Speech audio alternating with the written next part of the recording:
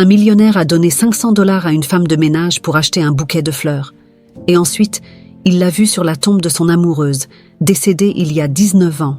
Alexandre Villeroy, un nom qui résonne dans les couloirs du pouvoir entrepreneurial, est connu à la fois pour son succès fulgurant et pour sa générosité sans pareille. Ses yeux, cependant, révèlent une tristesse qui l'accompagne depuis 18 ans, depuis le jour fatidique où il a perdu son amour, Sophie, dans un tragique accident.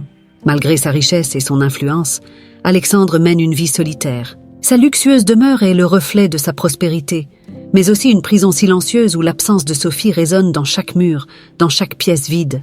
Chaque matin, Alexandre se lève tôt, se préparant pour une nouvelle journée de travail. Sa chambre, décorée de photos de Sophie, est un sanctuaire de souvenirs. Il passe quelques instants à observer une photo spécifique, le jour de leur mariage, tous deux rayonnants et amoureux.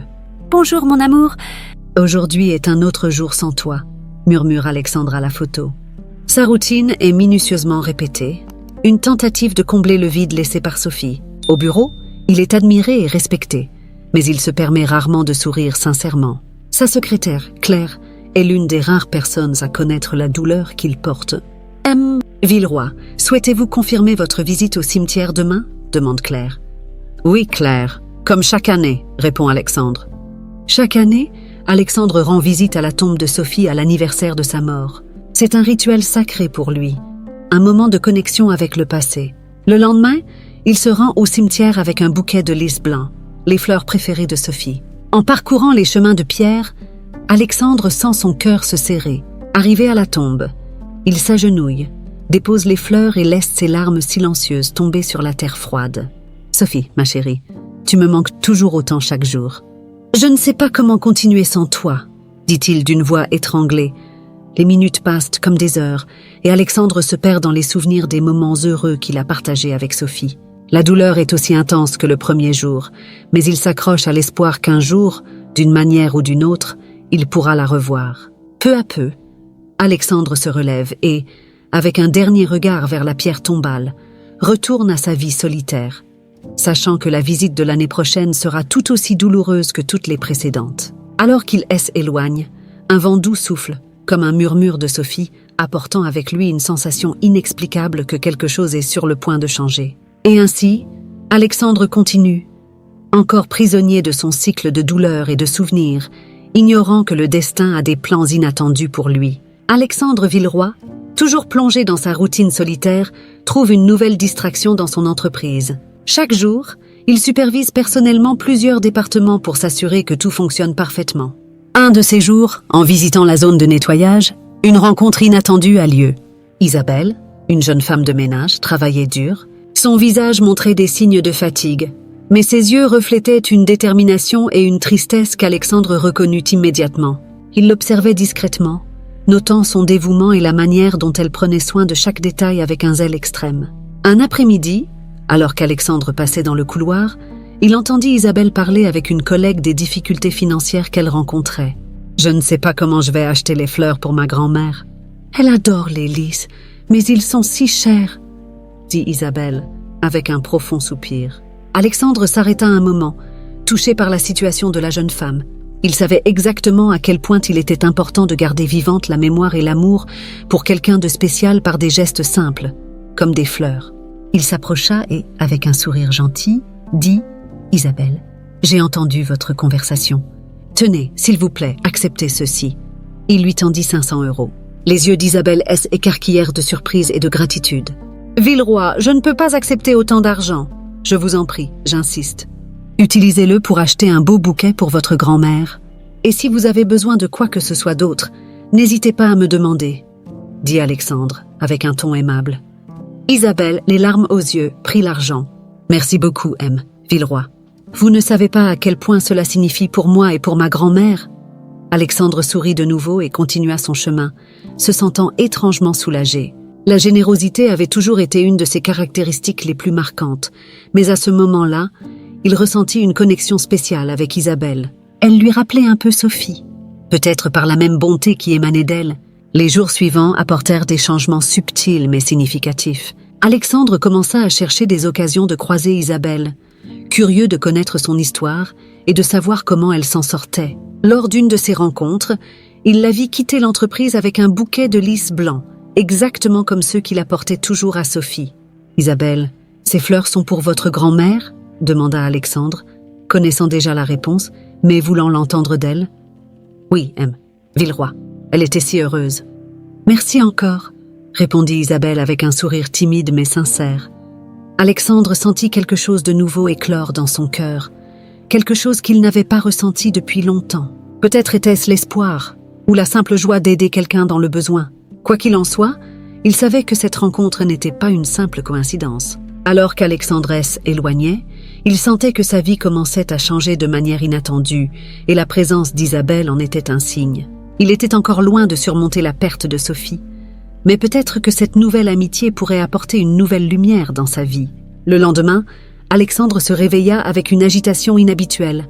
Il décida de visiter la tombe de Sophie un jour plus tôt que d'habitude, dans l'espoir de trouver un peu de paix. Il se prépara rapidement, prit le bouquet habituel de lys blanc et se dirigea vers le cimetière, le cœur lourd. Arrivé sur place, Alexandre marcha lentement sur les chemins de pierre, familier de chaque pas. En approchant de la tombe de Sophie, une vision inattendue le fit s'arrêter soudainement. Là, à genoux, se trouvait Isabelle, pleurant et déposant des fleurs sur la même tombe. Son cœur s'emballa de choc et de confusion. Comment Isabelle, la jeune femme de ménage qu'il venait de rencontrer, pouvait-elle se trouver sur la tombe de son amour, Sophie? La coïncidence semblait impossible.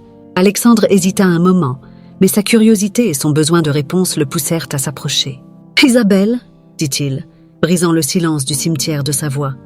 Isabelle leva la tête, ses yeux encore remplis de larmes. « M, que faites-vous ici » demanda-t-elle, clairement surprise. « Je viens toujours ici. Pour visiter ma femme, Sophie » répondit Alexandre, sa voix chargée de émotion. « Que faites-vous ici » Isabelle essuya ses larmes et se leva lentement. « Sophie, elle était ma mère. » Alexandre sentit le sol se dérober sous ses pieds. « Votre mère? Mais comment est-ce possible ?» Je ne savais pas qu'elle avait une fille. Elle a dû me donner en adoption quand j'y étais très petite. « Elle n'a jamais parlé de moi ?» demanda Isabelle, sa voix tremblante. Alexandre secoua la tête, essayant de traiter la révélation. « Non, elle n'a jamais mentionné ça. Peut-être que était trop douloureux pour elle d'en parler. Je n'ai découvert qui elle était que récemment. Quand j'ai réussi à assembler les pièces, j'ai commencé à venir ici pour lui rendre hommage, » expliqua Isabelle, les yeux à nouveau remplis de larmes. Alexandre ressentit une vague de compassion et de tristesse pour Sophie et pour Isabelle. « Cela explique la connexion que j'ai ressentie entre nous, » dit-il doucement. « Sophie était l'amour de ma vie, et maintenant, je découvre que j'ai aussi un lien avec toi. » « Cela ressemble à un rêve, » dit Isabelle, regardant Alexandre avec un mélange d'espoir et de douleur. « J'ai toujours voulu en savoir plus sur ma mère, et maintenant je suis ici, avec quelqu'un qui l'aimait tellement. » Alexandre fit un pas en avant et tendit la main. « Asseyons-nous et parlons. Je veux tout savoir sur toi et partager tout ce que je sais sur Sophie. » Ils s'assirent ensemble à côté de la tombe et ce qui avait commencé comme une rencontre pleine de choc et de confusion se transforma en une après-midi de souvenirs et d'histoires partagées. Alexandre raconta à Isabelle les moments heureux qu'il avait vécus avec Sophie, et Isabelle parla de sa vie et des difficultés qu'elle avait rencontrées. Pendant qu'ils parlaient, une nouvelle compréhension et une connexion se formèrent entre eux. Alexandre sentit que, d'une certaine manière, Sophie les avait réunis en ce moment, comme si elle était présente, les guidant vers un nouveau voyage. Le soleil commença à se coucher et Alexandre et Isabelle se levèrent, sachant que cette visite au cimetière avait changé leur vie pour toujours. « Isabelle, je veux que tu saches que tu n'es pas seule. Nous sommes ensemble dans cette épreuve et je ferai tout ce que je peux pour t'aider, » dit Alexandre avec détermination. « Merci à Madame Villeroy. Cela signifie beaucoup pour moi, » répondit Isabelle, avec un sourire plein d'espoir. Alexandre et Isabelle quittèrent le cimetière, encore absorbés par cette découverte surprenante. Sur le chemin du retour, Alexandre insista pour emmener Isabelle chez lui, afin qu'ils puissent continuer à parler dans un environnement plus confortable.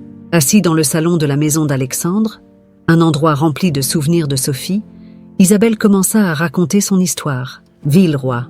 Depuis que je suis petite, j'ai été élevée dans un orphelinat. Ma mère m'a laissée là quand je n'avais que quelques mois. Les soignants disaient qu'elle n'avait pas le choix, qu'elle était désespérée et voulait le meilleur pour moi. J'ai grandi sans savoir qui étaient mes parents, me demandant toujours pourquoi j'avais été abandonnée. » Alexandre écouta attentivement, ressentant une douleur au cœur en imaginant la souffrance et la solitude qu'Isabelle avait dû ressentir toute sa vie. « Récemment, j'ai trouvé une lettre à l'orphelinat. Elle était de ma mère, Sophie, » continua Isabelle, les yeux mouillés. Elle écrivait combien elle m'aimait et combien je lui manquais. Elle mentionnait aussi son grand amour pour un homme nommé Alexandre Villeroy et avouait que tu étais mon père.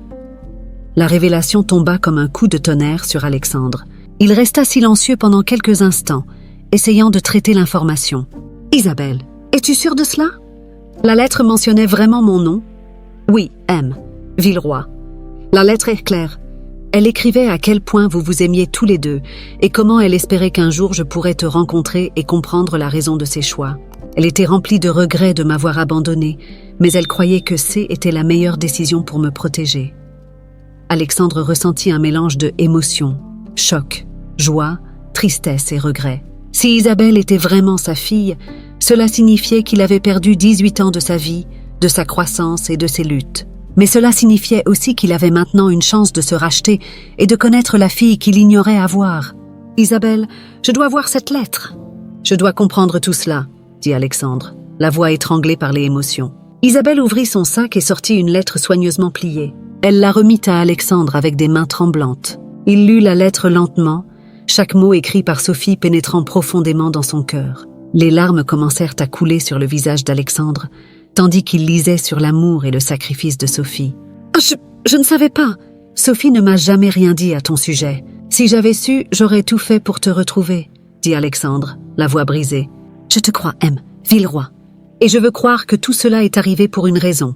Peut-être que maintenant nous pouvons commencer à rattraper le temps perdu, » répondit Isabelle, également émue. Alexandre s'approcha d'Isabelle et, pour la première fois, la serra dans ses bras. C était une étreinte pleine de douleur, de regret, mais aussi d'espoir. Il sentait que, malgré tout, ils avaient maintenant une opportunité unique de construire quelque chose de nouveau ensemble. « Isabelle, à partir d'aujourd'hui, tu n'es plus seule. Je ferai tout ce que je peux pour te soutenir et pour honorer la mémoire de Sophie, » promit Alexandre. « Ah merci, papa, » répondit Isabelle, utilisant pour la première fois le mot qu'elle avait toujours voulu dire. Après la révélation émotive d'Isabelle, Alexandre ne pouvait pas écarter l'incrédulité et le besoin d'une confirmation concrète. Bien que la lettre de Sophie semblait irréfutable, il savait qu'il aurait besoin de preuves définitives pour accepter pleinement la réalité de sa paternité. « Isabelle, je veux croire tout ce que tu as dit, mais j'ai besoin d'une confirmation. Pour notre bien à tous les deux, faisons un test ADN, » dit Alexandre, essayant de cacher le mélange d'anxiété et d'espoir dans sa voix. « Je comprends, M. Villeroy. Je veux aussi en être sûre, » répondit Isabelle, acquiesçant de la tête. Le lendemain matin, Alexandre et Isabelle se rendirent dans une clinique spécialisée pour prélever les échantillons nécessaires au test de paternité. Le processus fut rapide, mais l'attente des résultats promettait d'être interminable. Tous deux savaient que les prochains jours seraient remplis de tension et d'attente. Chaque jour qui passait, Alexandre se trouvait de plus en plus agité. Il revisitait de vieilles photos et lettres de Sophie, essayant de trouver des indices qui pourraient confirmer ce que dirait le test ADN. Isabelle, quant à elle, ressentait un mélange d'espoir et de peur. Elle souhaitait désespérément qu'Alexandre soit son père, mais craignait ce qui pourrait arriver s'il ne l'était pas. Enfin, le jour de la révélation arriva. Alexandre et Isabelle se retrouvèrent à la clinique pour récupérer les résultats. Le médecin, avec une enveloppe blanche à la main, les appela à entrer. Ils s'assirent, leur respiration lourde et leur cœur battant à toute allure. « Et Alexandre, Isabelle, voici les résultats du test ADN, » dit le médecin, en remettant l'enveloppe à Alexandre. Avec des mains tremblantes, Alexandre ouvrit l'enveloppe et commença à lire. Les mots semblaient se mélanger, mais il trouva finalement la conclusion. Isabelle était, en effet, sa fille. Alexandre ressentit une vague écrasante d'émotions. La joie de connaître enfin sa fille, le regret pour toutes les années perdues, et un profond désir de faire les choses bien à partir de maintenant. « Isabelle, c'est vrai, tu es ma fille, » dit Alexandre, les larmes aux yeux. Isabelle, également émue, serra Alexandre fort dans ses bras. « Et j'ai toujours voulu savoir qui était mon père. Et maintenant, je le sais enfin. » Les jours qui suivirent furent remplis de nouveaux commencements pour eux deux. Alexandre commença à inclure Isabelle dans sa vie de manière qu'il n'aurait jamais imaginée. Il la présenta à ses amis et collègues et commença à faire des plans pour l'aider à réaliser ses rêves. Alexandre réfléchit également profondément à son passé. Chaque souvenir de Sophie prenait désormais un nouveau sens. Il regrettait de ne pas avoir su l'existence d'Isabelle plus tôt, mais il s'engageait à être le meilleur père possible. « Papa, je sais que c'est beaucoup à absorber, mais je veux te remercier de m'avoir accepté. Je me suis toujours demandé ce que ce serait d'avoir une famille, » dit Isabelle, pendant un dîner où ils commençaient à mieux se connaître. « Isabelle, j'aurais dû faire partie de ta vie depuis le début, mais maintenant que je sais, je ne vais plus perdre un seul moment. Construisons cette famille ensemble, » répondit Alexandre, tenant fermement la main d'Isabelle. Avec cette nouvelle connexion, Alexandre commença à voir la vie sous un nouvel angle. La solitude qu'il portait depuis tant d'années commença à se dissiper, remplacée par la joie d'avoir trouvé une fille qu'il ignorait avoir. Isabelle, quant à elle, trouva en Alexandre un soutien qu'elle n'avait jamais eu, se sentant enfin membre d'une famille. Alexandre et Isabelle, désormais conscients du lien indéfectible qui les unit, décidèrent qu'il était temps de passer à l'étape suivante de leur vie. Alexandre, déterminé à rattraper le temps perdu, invita Isabelle à vivre avec lui dans sa maison. L'idée de construire une nouvelle dynamique familiale semblait être la meilleure façon de se rapprocher et de renforcer leurs liens. « Isabelle, je sais que cela peut être un peu accablant, mais j'aimerais que tu emménages chez moi. Nous pourrons apprendre à mieux nous connaître et créer un nouveau chapitre dans nos vies, » suggéra Alexandre, avec un sourire plein d'espoir. Isabelle hésita un moment. La proposition était tentante, mais aussi effrayante. « Papa, je ne sais pas si je suis prête pour ça. J'ai toujours vécu de manière indépendante. » « Je comprends tes préoccupations, Isabelle. Mais je veux que tu saches que ma maison est aussi la tienne. »« Nous pouvons y aller pas à pas, sans précipitation, » répondit Alexandre, sa voix pleine de compréhension et d'affection. Après réflexion, Isabelle accepta l'offre. « D'accord, je vais accepter ton offre. J'ai vraiment envie d'en apprendre plus sur toi et notre famille. » Le week-end suivant, Isabelle emménagea dans la maison d'Alexandre. La transition ne fut pas facile pour elle. La grandeur de la maison, avec ses larges couloirs et ses chambres élégantes, contrastait fortement avec la simplicité de sa vie précédente. Alexandre fit tout pour qu'Isabelle se sente à l'aise, préparant une chambre spécialement pour elle, décorée avec simplicité et des touches personnelles qu'il savait qu'elle apprécierait. Les premiers jours furent remplis de découvertes. Isabelle se familiarisa avec la routine de la maison et commença à accompagner Alexandre dans ses activités quotidiennes.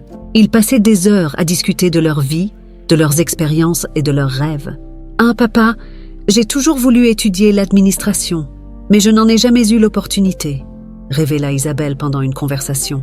« Cela peut changer maintenant. Tu as du talent et de la détermination. Nous pouvons voir ensemble comment tu pourrais suivre cette voie, » dit Alexandre, enthousiasmé par la possibilité d'aider Isabelle à réaliser ses rêves. Ils commencèrent également à partager des moments plus intimes et personnels. Alexandre racontait à Isabelle des histoires sur Sophie, sa mère, révélant des détails affectueux et des moments inoubliables qu'il avait gardés dans son cœur. « Ta mère était une femme incroyable, forte, aimante et pleine de vie. Elle t'aimait beaucoup, Isabelle, » dit Alexandre, tenant une photo de Sophie. Isabelle, émue, se sentit plus connectée non seulement à Alexandre, mais aussi à la mémoire de sa mère. « J'aurais aimé la connaître mieux, mais entendre ces histoires me fait me sentir plus proche d'elle. » Peu à peu, la maison qui semblait autrefois froide et vide commença à gagner une nouvelle énergie. Rires et conversations remplissaient les espaces, apportant vie et chaleur à l'environnement. Alexandre et Isabelle découvraient la joie d'être une famille, construisant une relation solide et aimante. Un soir, pendant qu'ils dînaient ensemble, Alexandre regarda Isabelle avec fierté et gratitude. « Isabelle, tu as apporté une nouvelle lumière dans ma vie. Je suis très heureux que nous nous soyons trouvés. Moi aussi, papa. Je n'aurais jamais pensé pouvoir avoir une famille comme celle-ci. Je sens que nous commençons quelque chose de spécial, » répondit Isabelle, avec un sourire chaleureux. Assis dans le salon, partageant un moment calme et réconfortant, la maison, qui autrefois était un symbole de solitude, était maintenant un foyer plein d'espoir et de renouveau. Ensemble, père et fille étaient prêts à affronter tous les défis que l'avenir pourrait leur apporter, confiants que, comme une famille, ils pourraient surmonter tous les obstacles. Alexandre et Isabelle, vivant maintenant ensemble, trouvèrent une nouvelle façon d'honorer la mémoire de Sophie. Ils décidèrent de faire des visites régulières à sa tombe, non plus avec la tristesse paralysante du passé, mais avec la promesse d'un avenir ensemble. Ces visites devinrent un rituel d'union et de réflexion, renforçant encore plus le lien entre père et fille. Un beau dimanche ensoleillé, Alexandre et Isabelle marchèrent côte à côte jusqu'au cimetière, portant un bouquet de lys blanc. En arrivant à la tombe de Sophie, Alexandre ressentit une paix qu'il n'avait pas éprouvée depuis longtemps. « Isabelle, aujourd'hui je veux te raconter le jour où j'ai rencontré ta mère, » dit Alexandre, en déposant les fleurs à côté de la pierre tombale. « J'aimerais beaucoup entendre, papa, » répondit Isabelle, s'asseyant à côté de lui. Alexandre regarda le ciel un moment, perdu dans ses souvenirs. C'était un bal de charité. Sophie était éblouissante, portant une robe bleue qui la faisait ressembler à une princesse. J'ai été enchantée dès que je l'ai vue. Nous avons dansé toute la nuit et, dès ce jour, j'ai su qu'elle était l'amour de ma vie. Elle semblait vraiment être une femme incroyable. J'imagine à quoi elle ressemblait en personne, dit Isabelle, les yeux brillants de curiosité et d'admiration. Elle avait une joie de vivre contagieuse. Elle voyait toujours le bon côté des choses, même dans les moments les plus difficiles. Et je sais qu'elle aurait été très heureuse de te connaître, Isabelle, continua Alexandre avec un sourire mélancolique. À chaque visite, Alexandre et Isabelle partagèrent de nouvelles histoires et souvenirs de Sophie. Isabelle, quant à elle, racontait à Alexandre ses propres expériences et difficultés, se sentant de plus en plus à l'aise pour ouvrir son cœur. « Ah papa, je voulais te parler d'un rêve que j'ai eu l'autre nuit. J'ai rêvé de maman. Elle me serrait dans ses bras et disait qu'elle était heureuse que nous nous soyons enfin retrouvés, » dit Isabelle, les larmes aux yeux. Alexandre prit la main d'Isabelle. « Je crois que c'est un signe que nous sommes sur la bonne voie. Nous honorons sa mémoire de la meilleure façon possible, en étant ensemble et en nous soutenant mutuellement. » Ces moments au cimetière N étaient pas seulement un hommage à Sophie, mais aussi une manière pour Alexandre et Isabelle de se connecter plus profondément. Chaque histoire partagée, chaque larme versée et chaque sourire échangé renforçaient leur lien. Avec le temps, les visites à la tombe de Sophie devinrent une tradition, un espace sacré où père et fille pouvaient se reconnecter et réaffirmer leur lien. Alexandre commença à voir la vie avec un regard nouveau, se sentant reconnaissant pour la chance de connaître Isabelle et pour l'opportunité de créer de nouveaux souvenirs ensemble. « Ah Isabelle, je veux que tu saches que tu as apporté une nouvelle raison à ma vie. Je promets de faire tout ce que je peux pour te soutenir et être à tes côtés, » dit Alexandre lors d'une de ses visites. « Merci, papa. Moi aussi, je sens que j'ai trouvé un foyer et une famille. Continuons à honorer maman et à construire notre avenir ensemble, » répondit Isabelle, avec un sourire affectueux. Alexandre et Isabelle retournèrent chez eux, main dans la main, se sentant plus connectés que jamais. La promesse d'un avenir ensemble, rempli d'amour et de souvenirs partagés, devenait de plus en plus réelle. La vie d'Alexandre et Isabelle, bien que pleine de nouveaux départs et d'espoir, elle n'était pas exempte de défis. À mesure que la relation entre père et fille se renforçait, ils faisaient face à des conflits internes et externes qui mettraient à l'épreuve leur détermination et leur résilience. Isabelle, habituée à une vie simple et pleine de luttes, avait du mal à s'adapter au monde de luxe et d'opulence dans lequel vivait Alexandre. La demeure, avec ses interminables couloirs et ses décorations élégantes, semblait intimidante et excessive. Chaque détail de ce nouveau style de vie la faisait se sentir déplacée. Un soir, pendant qu'ils dînaient ensemble, Isabelle exprima ses inquiétudes. « Papa, je me sens tellement hors de place ici. Tout est si différent de ce à quoi je suis habituée. J'ai l'impression que je ne m'adapterai jamais. » Alexandre la regarda avec compréhension et affection. « Isabelle, je comprends ce que tu ressens. Je ne veux pas que tu te sentes pressée. Nous pouvons y aller à ton rythme. Ce qui importe, c'est que nous soyons ensemble. » En plus des conflits internes d'Isabelle, Alexandre faisait également face à des pressions externes. Ses associés, qu'il avait toujours vu comme un leader inébranlable, commencèrent à remettre en question ses décisions. La présence soudaine d'Isabelle dans sa vie et le temps qu'il lui consacrait suscitaient des murmures d'insatisfaction. Lors d'une réunion importante, l'un de ses principaux investisseurs, Robert, ne put cacher sa frustration. « Alexandre, nous avons remarqué que vous êtes moins présent dans les affaires de l'entreprise. Cela commence à affecter les affaires. Nous avons besoin que vous soyez pleinement engagé. » Alexandre prit une profonde inspiration, sentant la tension monter. « Je comprends vos préoccupations, Robert, mais ma vie personnelle est tout aussi importante. Je trouve un équilibre et cela ne fera que renforcer ma capacité à diriger. » Les jours passaient et les défis continuaient de s'accumuler. Isabelle luttait pour trouver sa place dans cette nouvelle vie, se sentant de plus en plus pressée par les attentes de être la fille d'un homme si puissant et influent. Alexandre, quant à lui, se voyait partagé entre son rôle de père et ses responsabilités professionnelles. « Papa, peut-être que je devrais retourner à ma vie d'avant ? Je pense que je n'appartiens pas à ce monde, dit Isabelle un jour, les larmes aux yeux. Alexandre l'embrassa, ressentant sa douleur. « Ne dis pas ça, Isabelle, tu appartiens ici, avec moi. Nous allons trouver une manière de faire fonctionner tout ça. L'adaptation prend du temps, mais je ne suis pas prêt à te perdre. » Pour essayer de soulager la pression sur Isabelle, Alexandre commença à lui faire découvrir les aspects plus simples et authentiques de sa vie. Ils commencèrent à faire des activités ensemble qui n'impliquaient pas le luxe ou l'opulence, comme des promenades dans le parc, des visites de musées et des dîners dans de petits restaurants familiaux. Ces moments aidèrent Isabelle à se sentir plus connectée à ce nouvel environnement et à réaliser qu'elle pouvait créer son propre espace dans ce monde. En même temps, Alexandre commença à réévaluer ses priorités, trouvant des moyens d'intégrer Isabelle dans sa vie sans compromettre ses responsabilités. Lors d'une réunion avec ses associés, Alexandre fit une annonce importante. « Je veux que tout le monde sache que ma fille, Isabelle, est désormais une partie essentielle de ma vie. Je demande de la patience et de la compréhension pendant que nous ajustons notre dynamique. Je crois que, ensemble, nous pouvons surmonter tous les défis. » Robert, bien que toujours réticent, commença à voir la détermination d'Alexandre. « Nous espérons le meilleur, Alexandre. Nous allons vous soutenir, vous et votre famille, dans cette transition. » Alexandre et Isabelle faisaient face aux défis main dans la main, déterminés à surmonter les conflits internes et externes. Le chemin pour s'adapter à la nouvelle dynamique familiale ne faisait que commencer. Mais ils étaient tous deux déterminés à faire en sorte que cela fonctionne. Pendant les rénovations dans la demeure d'Alexandre, les travailleurs découvrirent quelque chose d'inattendu dans le grenier. Une vieille boîte en bois, poussiéreuse et usée par le temps. Alexandre et Isabelle, curieux de cette trouvaille, décidèrent d'ouvrir la boîte ensemble. À l'intérieur, ils trouvèrent des lettres jaunies par le temps et un journal, tous appartenant à Sophie. L'émotion et le suspense prirent le dessus, alors que père et fille réalisèrent qu'ils étaient sur le point de découvrir des secrets du passé. « Isabelle, cela pourrait nous aider à en savoir plus sur ta mère, » dit Alexandre, les yeux fixés sur la boîte. « Oui, papa. »« Lisons-les ensemble, » répondit Isabelle, impatiente et nerveuse. Alexandre ouvrit le journal de Sophie, en commençant par la première page. L'écriture délicate de Sophie semblait ramener sa présence à la vie.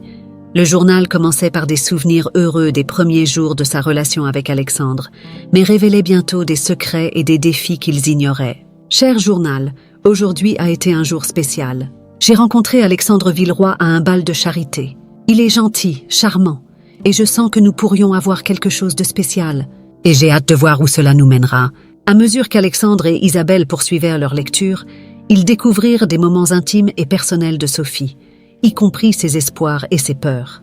Puis, une entrée particulière attira leur attention. « Cher journal, je suis enceinte. La joie que je ressens est indescriptible, mais je suis aussi terrifiée. Alexandre ne le sait pas encore. Je ne sais pas comment il réagira, mais je dois lui dire bientôt. » Alexandre s'arrêta de lire un moment, sentant l'impact de la révélation. Elle savait. « Elle savait depuis le début, » dit-il, la voix tremblante. Isabelle prit la main d'Alexandre. « Elle voulait que tu le saches, mais elle avait peur. »« Continuons, papa. » Ils tournèrent encore quelques pages, lisant sur les défis que Sophie avait affrontés pendant sa grossesse, en particulier la décision douloureuse de donner Isabelle en adoption. Dans l'une des lettres trouvées dans la boîte, Sophie écrivait à sa fille « Ma chère Isabelle, cela signifie que tu as trouvé le chemin vers Alexandre. Je veux que tu saches que je t'ai toujours aimé et que chaque décision que j'ai prise était pour ton bien. Alexandre est un homme merveilleux et j'espère qu'il pourra te donner l'amour et la vie que j'ai toujours souhaité pour toi. Avec amour, maman. » Isabelle pleurait silencieusement en lisant les mots de sa mère. « Elle m'aimait tellement, même quand elle a dû me laisser, » dit-elle, les larmes coulant sur son visage. Alexandre étreignit Isabelle, ressentant le poids des révélations. Sophie était une femme forte et courageuse. Elle a fait tout cela pour nous protéger. Ils continuèrent la lecture, découvrant plus sur les défis et les secrets que Sophie gardait. Dans l'une des dernières entrées du journal, Sophie mentionnait un secret qu'elle n'avait jamais révélé à personne. « Cher journal, il y a quelque chose que je dois avouer. Avant de rencontrer Alexandre, j'y étais impliquée dans quelque chose de dangereux. Je ne voulais pas que cela affecte ma nouvelle vie, alors j'ai tout caché. Mais maintenant, je crains que ce passé ne revienne nous hanter. » Alexandre et Isabelle se regardèrent, sentant un frisson les parcourir. Le suspense de la révélation les laissait inquiets. « Ah papa, que voulait-elle dire par quelque chose de dangereux ?» demanda Isabelle, intriguée. « Je ne sais pas, mais nous devons découvrir. S'il y a quelque chose qui peut nous affecter, nous devons être prêts, » répondit Alexandre, décidé. Alexandre et Isabelle étaient déterminés à percer le mystère du passé de Sophie. La découverte de la boîte apporta non seulement des secrets et des révélations, mais aussi un nouveau sens de but et d'unité entre père et fille. Les révélations trouvées dans la boîte au grenier ébranlèrent profondément Alexandre et Isabelle. Cependant, rien ne pouvait les préparer à l'impact dévastateur des prochaines découvertes. En continuant de lire les lettres de Sophie, ils découvrirent une vérité sombre et terrifiante. La mort de Sophie N n'était pas accidentelle. « Cher Alexandre, si tu lis ceci, cela signifie que quelque chose de terrible est arrivé. Je dois te dire que ma mort N n'était pas un accident. J'ai découvert qu'un de tes rivaux en affaires, Robert Dupont, avait planifié mon élimination pour te toucher. Il croyait qu'en me retirant de ta vie, il affaiblirait ta détermination et, par conséquent, tes affaires. S'il te plaît, trouve justice pour moi et protège notre fille. Avec amour éternel, Sophie. » Alexandre ressentit une rage et une douleur insupportables en lisant la lettre. Son cœur se brisa en apprenant que Sophie avait été victime d'un acte prémédité de vengeance. Isabelle, quant à elle, était en état de choc, essayant d'absorber la révélation que sa mère avait été assassinée. « Papa, c'est horrible! Comment quelqu'un peut-il faire une chose pareille ?» s'exclama Isabelle, les larmes aux yeux. « Robert Dupont, j'aurais dû me douter. Il y a toujours eu quelque chose en lui qui ne semblait pas correct. Mais je n'aurais jamais imaginé qu'il soit capable d'une telle cruauté, » répondit Alexandre, serrant la lettre avec force. Déterminés à obtenir justice, Alexandre et Isabelle commencèrent à enquêter sur Robert Dupont et ses possibles implications. Alexandre utilisa ses contacts et ses ressources pour obtenir des informations sur les affaires et les activités de Robert, tandis qu'Isabelle se consacrait à trouver des preuves pouvant l'incriminer. Un soir, alors qu'il fouillait dans d'anciens documents et registres, Alexandre trouva un email crypté mentionnant Sophie de manière suspecte. Ils décidèrent de consulter un expert en sécurité informatique pour déchiffrer le message. Après des heures de travail, l'expert réussit à déchiffrer l'email. Le message révélait un plan détaillé pour éliminer un obstacle sur le chemin de Robert, décrivant clairement Sophie comme la victime. « Nous avons la preuve dont nous avons besoin, » dit Alexandre, tenant le rapport de l'expert. « Et nous pouvons maintenant apporter cela aux autorités et commencer à chercher la justice. » Isabelle, bien que soulagée d'avoir trouvé des preuves, était émotionnellement épuisée. « Papa, c'est tellement difficile à accepter, mais nous devons le faire pour maman. » Alexandre l'étreignit, se sentant plus déterminé que jamais. « Ah, nous allons y arriver, Isabelle. Sophie mérite justice, et nous ferons tout ce qui est nécessaire pour révéler la vérité. » Dans les jours qui suivirent, Alexandre et Isabelle présentèrent les preuves à la police, qui ouvrit une enquête officielle sur Robert Dupont. Les médias apprirent rapidement l'histoire, et la nouvelle que la mort de Sophie Villeroy était un meurtre prémédité provoqua une commotion publique. Robert, sentant la pression augmenter, tenta d'utiliser son influence pour détourner les enquêtes. Cependant, Alexandre et Isabelle, avec l'aide d'amis et d'alliés, réussirent à maintenir la pression sur lui. De plus en plus de preuves commencèrent à apparaître, liant Robert à des activités criminelles et au meurtre de Sophie. « Nous allons y arriver, Isabelle. La justice sera rendue, » dit Alexandre, en regardant les nouvelles couvrant les progrès de l'enquête. « Oui, papa. Nous faisons cela pour maman, et nous n'arrêterons pas tant que la vérité ne sera pas révélée, » répondit Isabelle, déterminée. Alexandre et Isabelle, plus unis que jamais, étaient dévoués à révéler la vérité et à obtenir justice pour Sophie. L'enquête était en cours, et l'issue de ce face-à-face avec Robert Dupont promettait d'être intense et révélatrice. Déterminés à obtenir justice pour Sophie, Alexandre et Isabelle engagèrent un détective privé renommé, Xavier Moreau, connu pour résoudre des affaires complexes et pour son intégrité inébranlable. Xavier commença immédiatement à enquêter sur l'affaire, plongeant profondément dans les affaires et les activités de Robert Dupont. « Nous allons travailler ensemble pour découvrir toute la vérité », dit Xavier lors de sa première rencontre avec Alexandre et Isabelle. « Je promets de faire tout ce qui est en mon pouvoir pour obtenir justice pour Sophie. » Les jours suivants furent remplis de tensions et d'attentes. Xavier, avec son équipe d'enquêteurs, commença à suivre toutes les pistes possibles. Alexandre et Isabelle restaient informés de chaque progrès, anxieux et nerveux à chaque nouvelle découverte. La première piste pertinente surgit lorsque Xavier trouva un ancien employé de Robert, Michel, qui était prêt à parler en échange de protection. Michel révéla qu'il avait été témoin de réunions suspectes entre Robert et des figures du crime organisé, y compris une conversation où Sophie avait été mentionnée. « Michel, pouvez-vous nous en dire plus sur ces réunions ?» demanda Xavier, lors d'une interview enregistrée. « J'ai vu Robert rencontrer des hommes dangereux. J'ai entendu quand ils ont mentionné Sophie.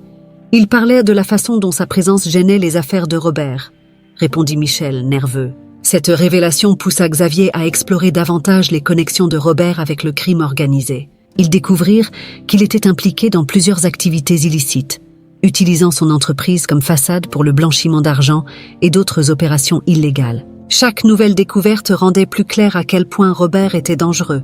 Pendant ce temps, Alexandre et Isabelle faisaient de face à leurs propres luttes internes. Isabelle, malgré sa détermination, était émotionnellement épuisée. Alexandre, voyant l'impact que tout cela avait sur sa fille, essaya de la réconforter. « Isabelle, nous approchons de la vérité.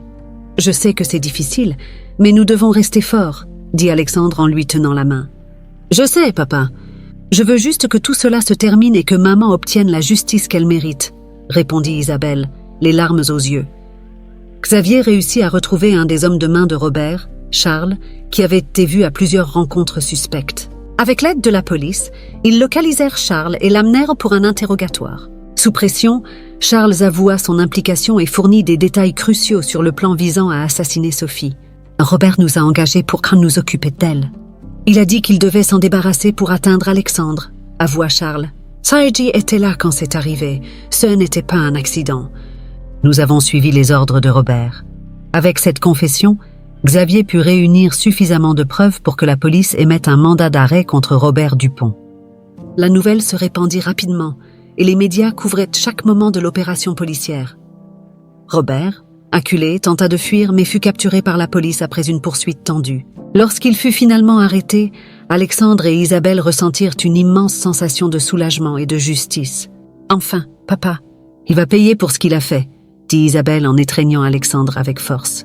« Oui, Isabelle, nous y sommes arrivés. »« Sophie peut maintenant reposer en paix, » répondit Alexandre, ému.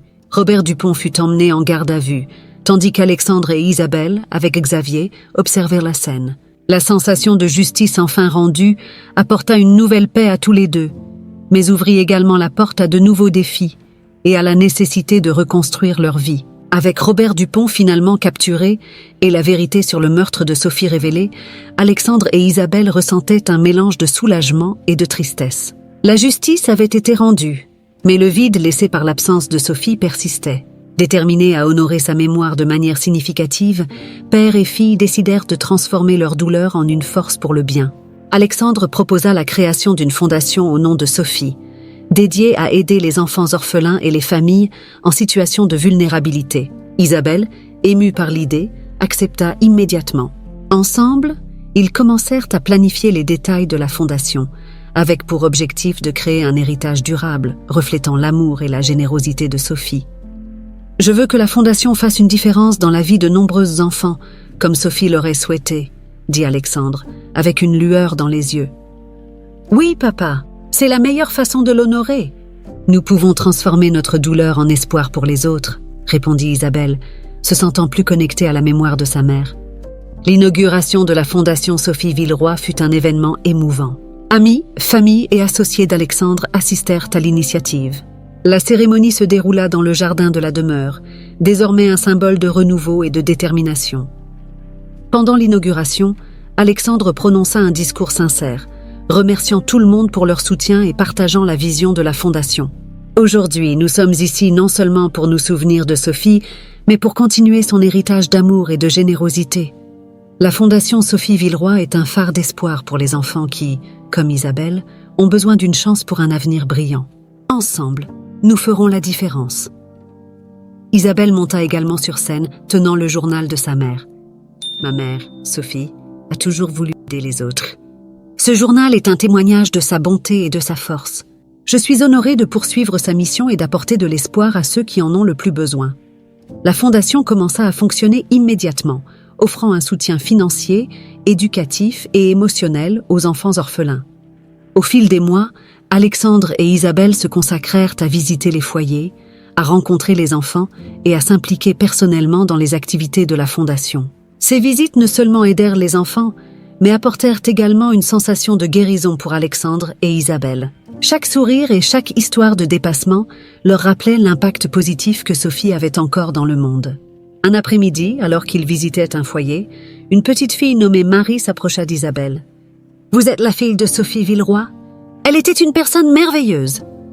Isabelle sourit, touchée par les mots de la fillette. « Oui, c'est moi, et nous sommes ici pour continuer son travail, pour garantir que tous les enfants aient la chance d'être heureux. » Alexandre observa l'interaction avec fierté et émotion. Il savait qu'en dépit de toutes les épreuves, ils avaient trouvé une manière de transformer leur souffrance en une force positive. La Fondation N n'était pas seulement un hommage à Sophie, mais une célébration de sa vie et de son héritage. À la fin de la journée, alors qu'Alexandre et Isabelle se promenaient dans le jardin de la demeure, maintenant rempli de nouvelles fleurs plantées en hommage à Sophie, ils réfléchissaient au chemin parcouru. « Ah papa, je sens que nous faisons ce que maman a toujours voulu. Aider les autres et garder son esprit vivant, » dit Isabelle en tenant la main d'Alexandre. « Oui, Isabelle, et je sais qu'elle veille sur nous, fière de ce que nous avons accompli ensemble, » répondit Alexandre avec un sourire. Le chapitre et l'histoire se terminent avec Alexandre et Isabelle regardant l'avenir avec espoir et détermination. La Fondation Sophie Villeroy n'a pas seulement apporté justice à Sophie, mais a également créé un héritage durable d'amour et de générosité qui continuerait d'impacter des vies pour des générations.